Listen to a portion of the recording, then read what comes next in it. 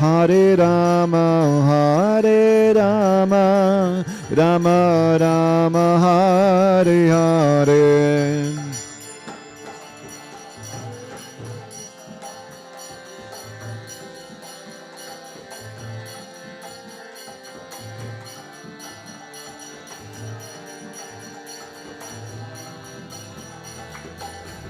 Jaya Prabhupada, Prabhupada, Prabhupada, Jaya Prabhupada.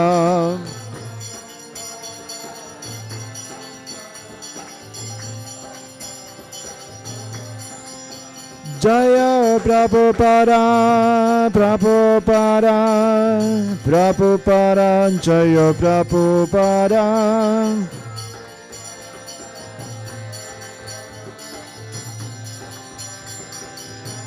Nitai Gaura Haribol, Haribol, Haribol, Nitai Gaura Haribol.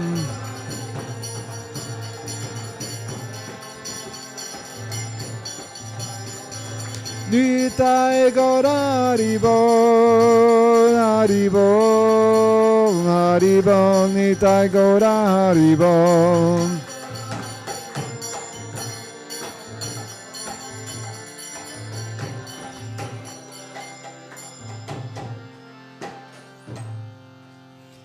Grantara Srimad Bhagavatam ki, Srila Prabhupada ki, Jai Nitai Gaur Pramanande.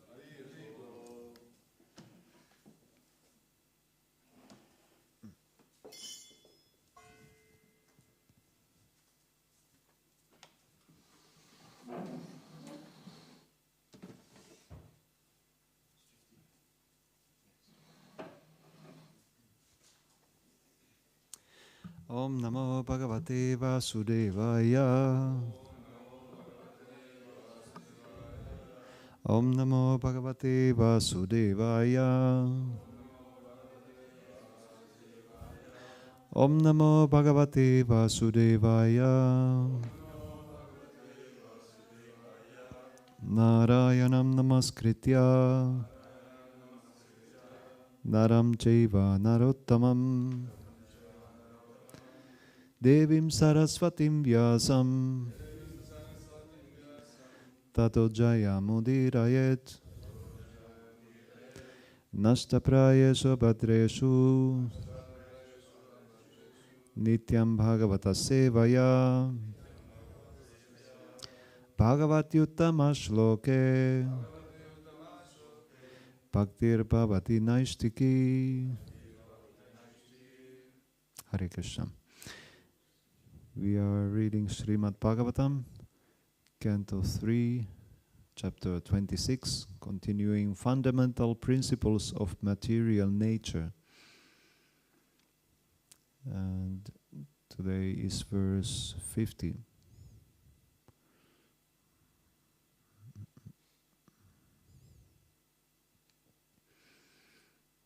I'm also bitter of like Maharaj reading it from my mobile phone.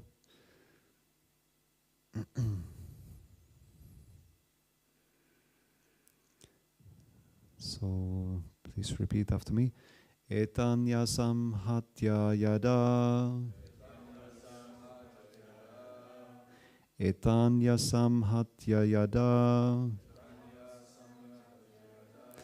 Mahad adi nisaptavai. Mahad adi nisaptavai. Kala karma kunopeto. Kala karma kunopeto. Jagad adir upravishat. Jagad adir upavishat. Etanya samhatya vyada. Mahad adi nisaptavai. Kala karma gunopeto. Jagad adir upavishat. Next, please.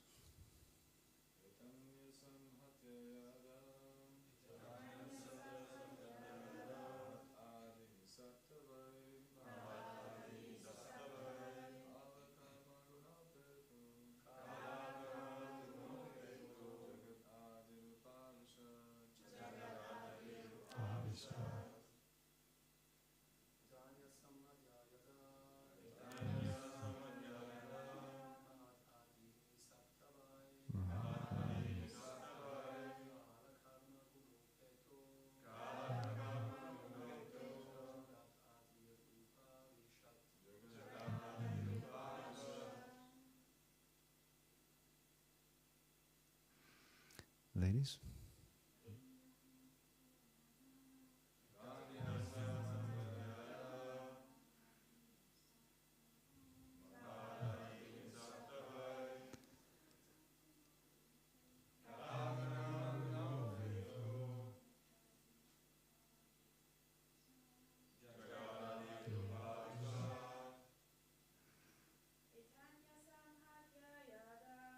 Etanya samhatya yada mahadari kalakamagunopeto jagadir upavishat etanya samhatya yada mahadari saptavai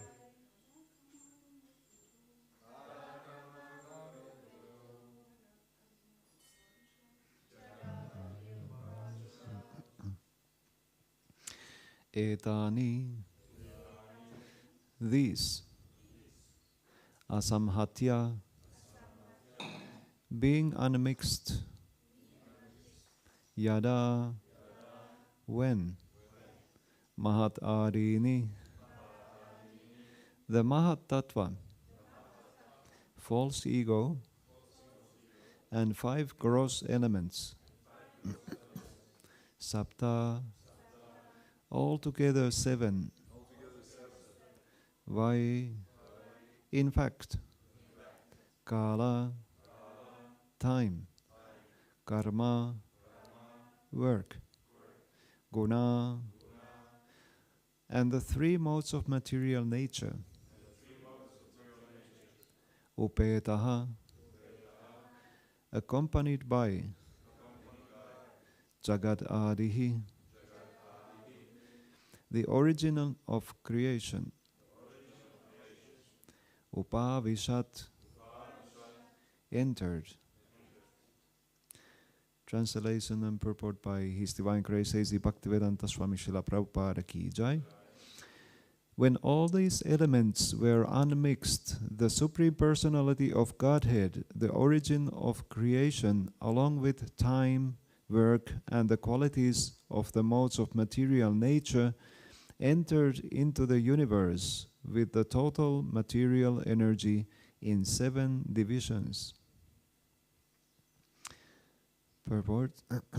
After stating the generation of the causes, Kapiladeva speaks about the generation of the effects. At that time, when the causes were unmixed, the Supreme Personality of Godhead, in his feature of Garbhodakashayi Vishnu, entered within each universe. Accompanying him were all the 7 primary elements, the 5 material elements, the total energy, Mahatattva, and false ego.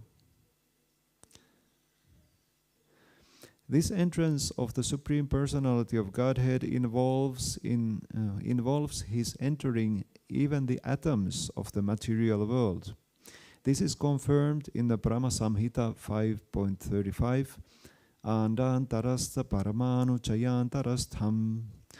He is not only within the universe, but within the atoms also. He is within the heart of every living entity. Garbhodakashayi Vishnu, the Supreme Personality of Godhead, entered into everything. So the verse again. Etanya samhat yada mahad adini saptavai kala karma guno peto jagat adir upavishat. When all these elements were unmixed, the Supreme Personality of Godhead, the origin of creation, along with the time, work, and the qualities of the modes of material nature, entered into the universe with the total material energy in 7 divisions. Om Jnana-timirannasya Gyananjana Salakaya Chakshurun Militam Yena Tasmai Shri Gurave Namaha Mukham Karoti Vachalam Pangam Langhaite Girim Yat Kripatam Maham Vande Shri Gurun Dinataranam Paramananda Madhavam Shri Chaitanya Ishwaram. So I beg the blessings of all the assembled Vaishnavas and seniors, both here in the temple room as well as there in the internet world, that I could speak from Srimad Bhagavatam truthfully, pleasingly, and beneficially, especially for my own purification. Hare Krishna. So here continues Kapiladev's explanation about the material world, fundamentals of material existence.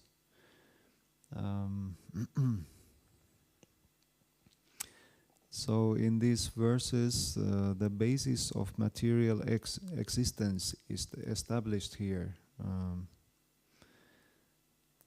All the elements have been listed. Earth, water, fire, air, ether, and here it is mentioned in this verse how the Supreme Personality of Godhead enters into the universe with all these elements.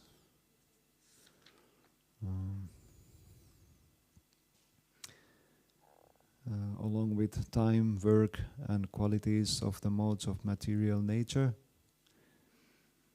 And he entered into the universe with total material energy in 7 divisions. And Prabhupada expands these 7 divisions to be 5 elements, namely 5 gross elements. He's saying here in a word-for-word translation, Mahatattva and false ego. I was kind of wondering that Mahatattva already contains everything. So I'm not so expert in Bhagavatam that I could say why these 7 particular elements were distinguished here. But anyway, from Kapiladeva's teachings, we can learn about how different elements are combining together. There are, was there 24 or 25 elements somewhere there? Krishna also speaks about them in Bhagavad Gita, as Maharaj mentioned yesterday. Bhumira polna lovayu kamano purire evacha ahankara iti yame pinna prakriti rastada. So the fundamentals are laid there in Bhagavad Gita.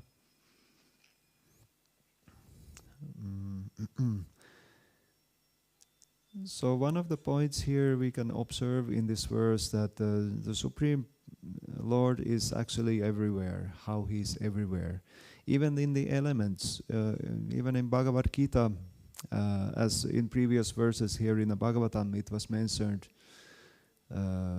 earth, water, air, earth, water, fire, air and ether, from gross to subtle. And also in Bhagavad Gita, Krishna says that, for example, He is the fragrance of the earth. This is in 7th chapter of Bhagavad Gita. He can be understood as from the fragrance of the earth, and He is the heat in the fire, and He is the taste of water. Rasoham apsukanteya. And air refers to the sense of touch. I'm not so sure, maybe touch is also mentioned in some other way in Bhagavad Gita, how Krishna is the sense of touch. But He's also the vibration in the ether. So we can observe, even from the gross elements, we can observe Krishna in this way.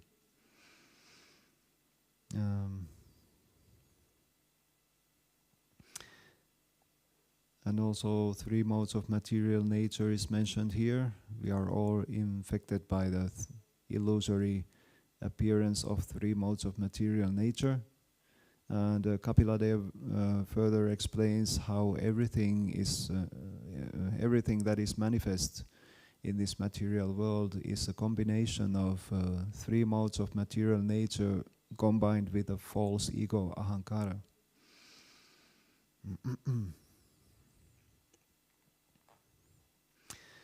So this Kapila Dev's description of how material world is constructed, it's not really only for the sake of that we know how the Vedas are dealing with the complex structure of this material existence.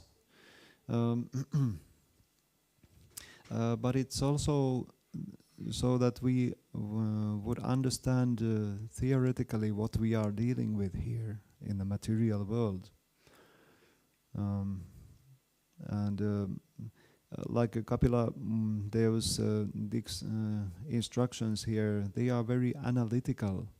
So if we analyze material world in this way as Kapila Dev is instructing, then it's easier for us like to understand what we are dealing with, and easier to renounce, understand that there's actually nothing really in this material world.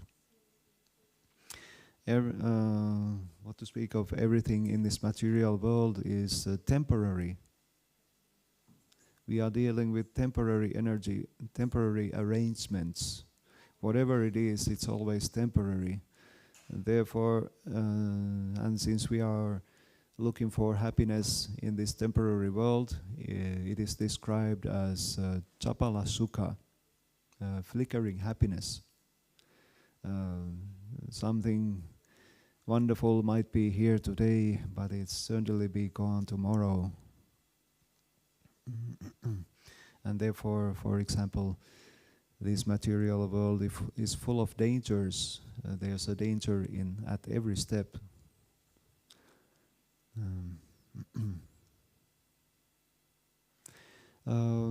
Material energy may seem to be a little bit flashy. It's attractive, but this attractiveness we could also understand is coming from Krishna. Original object of attraction is Krishna. That's what the word Krishna means. He's all attractive.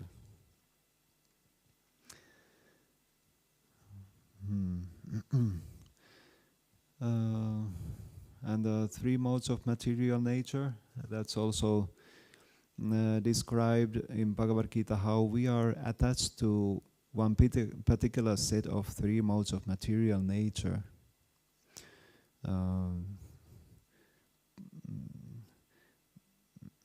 What's the verse? 13:22. Purusa prakriti stohi punkte prakriti jagunan karanam guna sangasya sadasadyoni janmasu.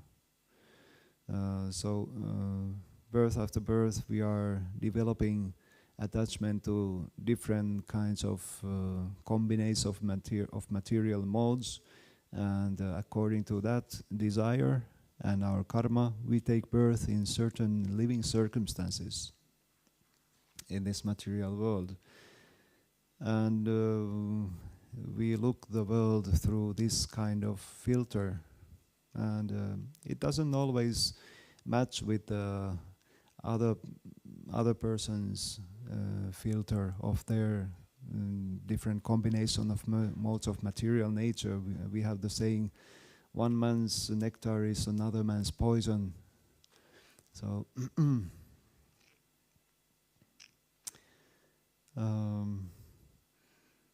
so therefore we may experience that even we have traces of those material nature, effects of material nature,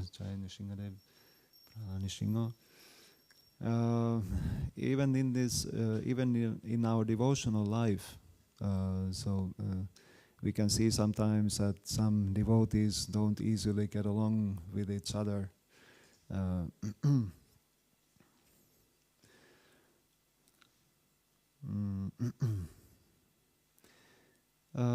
But whatever modes of material nature we are in, we try to use that as it's usable in Krishna's service, and gradually trying to get purified from the influence of material nature.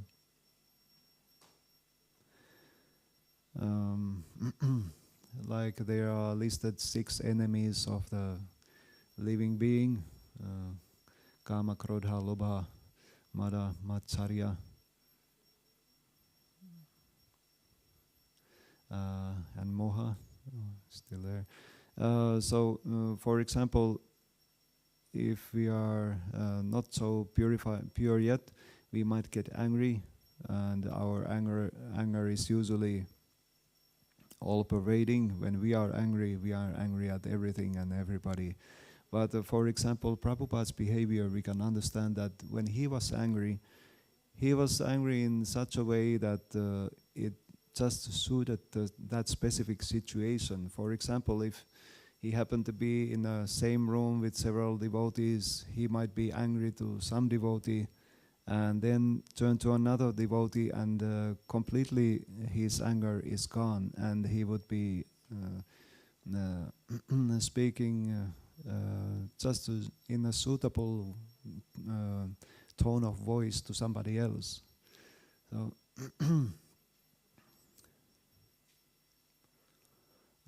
So some kind of questions we might be thinking, since we are on a path of progress for purification, we could try to understand some other people. What are they likes and what are they dislikes, and try to adjust our behavior in that manner. So that we could try to give a most favorable kind of environment for different persons to make progress in Krishna consciousness. And on the other hand, well, it is said that you have to love yourself before you love anybody else. So I'm not so expert in speaking about this particular subject matter, but it is said that we do have our needs, like natural tendencies which we need to meet even in our path to develop our Krishna consciousness. But where does the border go? What is a need and what is a want, or what is a desire? What is a need and what is a kind of unwanted desire, or a desire for something which is detrimental to our progress in Krishna consciousness? That's always good to think about.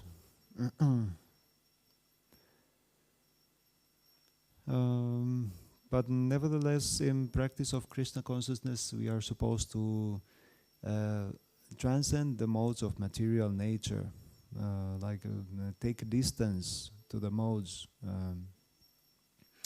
One description is there that you want to fly from one place to another, and you are stuck in a traffic jam on the way to the airport. That is so much anxiety. The most anxious thing in traveling is to whether you catch your train or plane or something. But when you reach to the plane and the plane takes off, and you look at the ground and look to the ground and you see the traffic jam, it's actually a little bit beautiful even to see all the cars lined up there. So in the same way, if we make progress in Krishna consciousness, to be stuck in the influence of modes of material nature, it's more and more distant. So we are simply being happy in practicing our Krishna consciousness and being connected with Krishna, so that our own problems due to the influence of material nature is not so strong there anymore. And even though we see some other devotees being a little bit stuck in their modes of material nature, in that influence, well,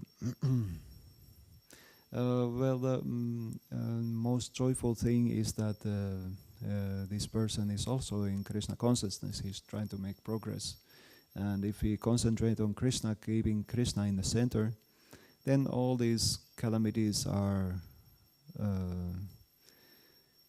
have a less and less influence on us.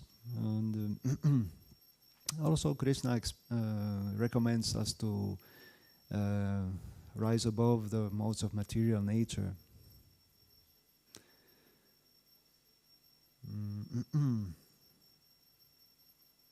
So basically there's two reasons for our material existence.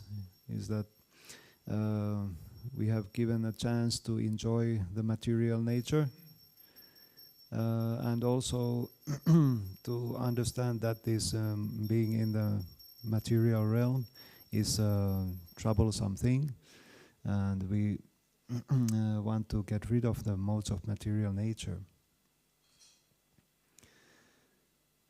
Like it is said that material world is like a toilet.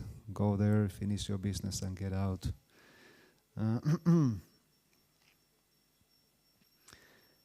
And this Kapila Dev's instructions or description about the or analytical description about the material nature or material world sometimes can be compared to a computer or smartphones. We are so much dealing with these things, computers and smartphones every day, and they are very attractive. You can do so many things with the smartphone, watch movies, send an email, do all kinds of calculations, make notes, read them, and all kinds of things. So it's attractive. But when you open a smartphone, take a smartphone, detach all the components from the what is the English word for where the components are attached in there are microprocessors and the hardware. You detach all the components from the hardware, put them on the table and look at them. Is the smartphone still attractive? Most of us we don't have a clue what to do with them. So the smartphone is not attractive anymore, and so this is a kind of a purpose for us to get into the knowledge of analytical study of what this material world is made of. And the best part of it is that Krishna is also there, as Prabhupada is quoting Paramasamhita here in the purport. Krishna is in every atom, and sometimes Prabhupada expands that elaborates that he is even between the atoms. So how many atoms do we see around us when we look around? Everything is made of atoms. So practically there's nothing else than Krishna in this whole creation.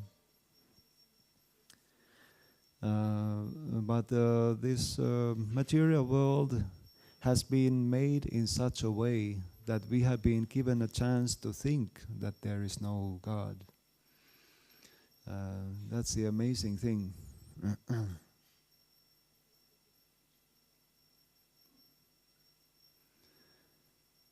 Yeah, and also it is mentioned in a verse that the Supreme Personality of Godhead, the origin of creation, along with time, work, and the qualities of modes of material nature, entered into this universe. So, Kalosmi, Krishna says, he is time himself, not only in the atoms, but also the time, which does not wait for any man.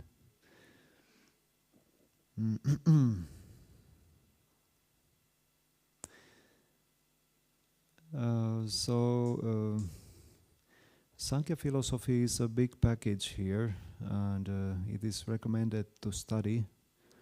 It practically begins with previous chapter was called the glorification of devotional service. So Krishna goes through the devotional service and then starts analyzing this material world, and it practically ends up with he's speaking to this knowledge to his mother Devahuti, and Devahuti glorifies the Supreme Lord in the end of the 33rd chapter. There's a famous verse glorifying the holy name. Ahabato svapachato gariyam yachivarge kre vartate namadubhyam te pustapaste juhuvusasnurarya brahmanuchur nama krinantiyete. Oh, how glorious are they whose tongues are chanting your holy name. Even if born in the families of dog eaters, such persons are worshipable. Persons who chant the holy name of your Lordship must have executed all kinds of austerities and fire sacrifices and achieved all good manners of the Aryans. To be chanting the holy name of your Lordship, they must have bathed in holy places of pilgrimage, studied the Vedas, and fulfilled everything required. So that's an amazing glorification of to be chanting the holy names of the Lord. In this particular day and age is the Yuga Dharma, and we cannot be expected to be very high quality persons here in this particular day and age, but still the best process or the culmination of all Vedic processes, sacrifices and austerities is to chant the holy names of Krishna. So in this way we can, as we are preserving this material world today, there are so many problems all over the world, and there's problem coming one after another. But what do we do with it? We simply chant the holy names of the Lord. Hare Krishna, Krishna Krishna, Hare Hare, Hare Rama, Rama Rama, Hare Hare. And try our best to make our human life successful. Hare Krishna, thank you for tolerating my voice. So if there are any questions or comments, kindly, I'm ready to try to answer. Yes, Prabhu. You spoke about how this material world, when you take it apart, like you had the example of the cell phone, then becomes very unattractive or useless, basically. And when we see the material world and cut it into pieces, then we see only atoms, and we think how, what's the attractiveness there? But still there is some element of attraction, what we are attract to these different parts, who when they are apart from each other they don't make sense, but together, when they are put together like a cell phone, then it makes much of sense, right? Because somebody put some effort in it, somebody put, we could say, love in it, to make something beautiful out of it. So what is this? Is this only what is attractive to us? Is it this what we call Maya, or is it actually Krishna's energy what is attractive to us? Sometimes you say, oh, this is a beautiful lady or whatever, but this is Maya, or is it actually Krishna's energy what is attracting us? Yes, that's a good point.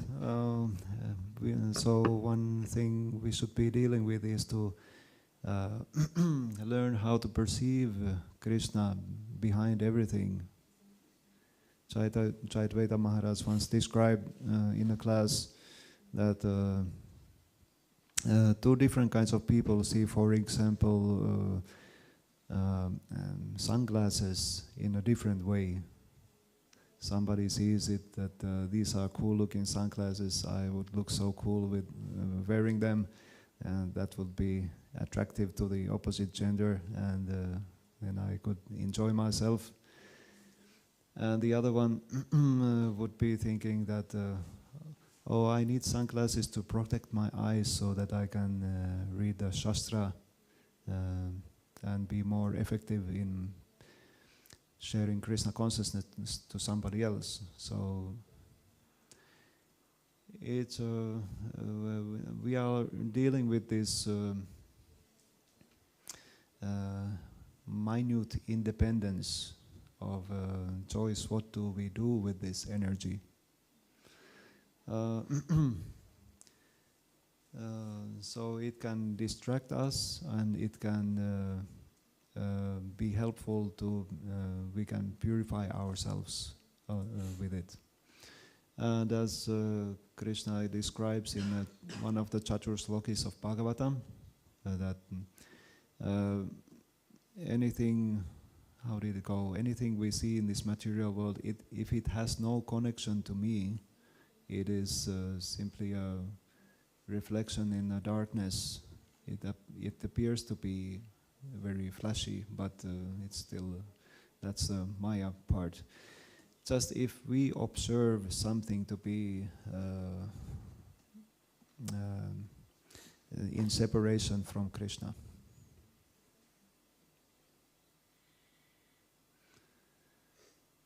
All right.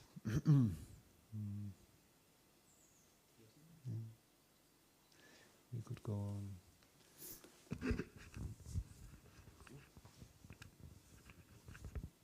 Somebody else had a question?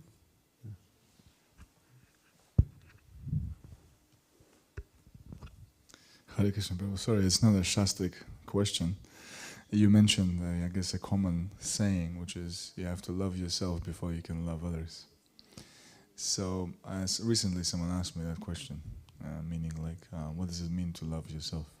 So I'll refer that question to you. What does that actually mean, to love yourself? Within Krishna conscious terms, of course. I mean, we want to see it that way.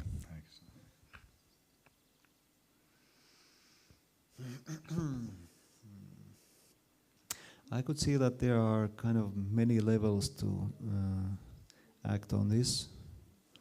One level is if we are still in the modes of material nature, then we are looking at this world from the filter of these material modes, and we see ourselves within it.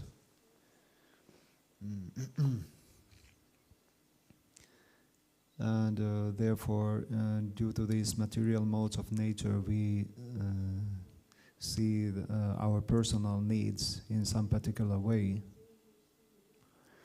But when we come to Krishna consciousness, our loving ourselves is to give ourselves to Krishna.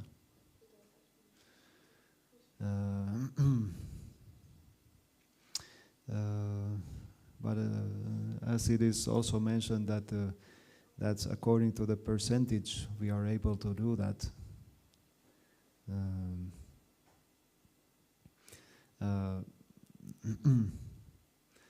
Like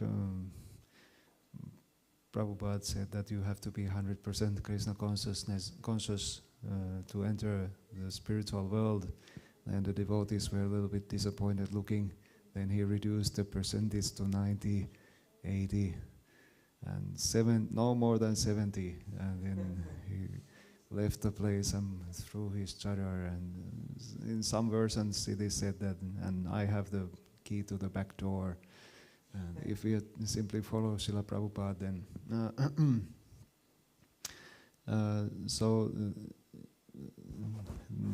if we are following Srila Prabhupada, that would be loving ourselves, understanding our own ultimate spiritual benefit, and understanding what is the anartha there, what is the unwanted thing that is distracting ourselves from Krishna consciousness.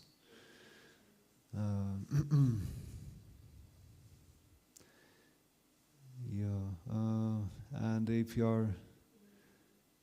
you talk about this in this more mundane level,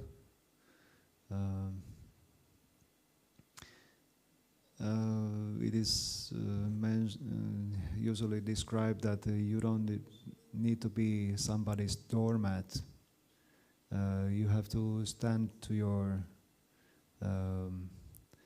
what is like a beneficial for you. Also, Krishna says in Bhagavad Gita that following somebody else's path is dangerous. You should be following your own path. Krishna is referring this to performing our duties in the Varnashrama Dharma system.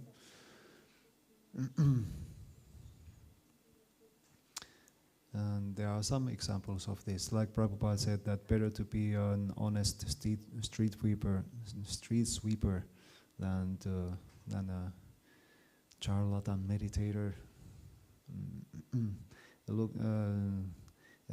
Somebody who looks like meditating on Krishna but thinking of sense gratification in the mind.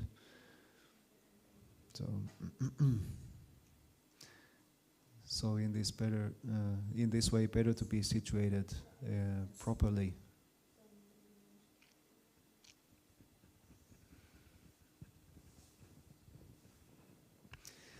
Anything else? Hare Krishna. Thank you. Do you allow me maybe to this question say something? To your question? I was thinking about on the Bhagavad Gita, Arjuna also, when he asks Krishna to show him his universal form, and then afterwards he asks him again to show him his two-handed form. He says, Trishvidam manusham rupam tava samyam janardana idanim asmi samrita sachita prakritim kata. Now that I see you in your beautiful form, Janardana, now I am again fixed in my consciousness and have found to myself. Because you were asking, is it important to love oneself and then we can love Krishna? But how can you love yourself without loving Krishna? So Arjuna shows to know Krishna means to know yourself. It goes together. And first of all, we have to, the question maybe, first of all, we have to love ourselves, but then also, yasyasti bhaktir bhagavatiya kinchana. One who is not a devotee, he cannot have good qualities. So without being a devotee, how can you have good qualities? Then you don't like yourself. If you don't have good qualities, you are not. You don't like yourself. So if you're not Krishna consciousness, you cannot love yourself, and you do not love Krishna. Just try to love Krishna, find Krishna, and everything else will come, I would say. Yes, that's where it ends up in our progress in Krishna consciousness, because our original position is being in a loving devotional service towards Krishna. So, if we love ourselves, we try to cultivate that ultimate original position. Yeah. There is one more question.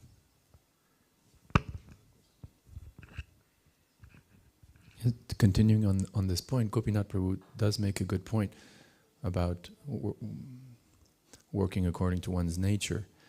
And the term loving oneself has been sort of appropriated by sort of Mayavadi New Age, so it's a sort of a double-edged sword term, and since we believe that the soul is different from God, to love oneself seems to be a bit self-serving.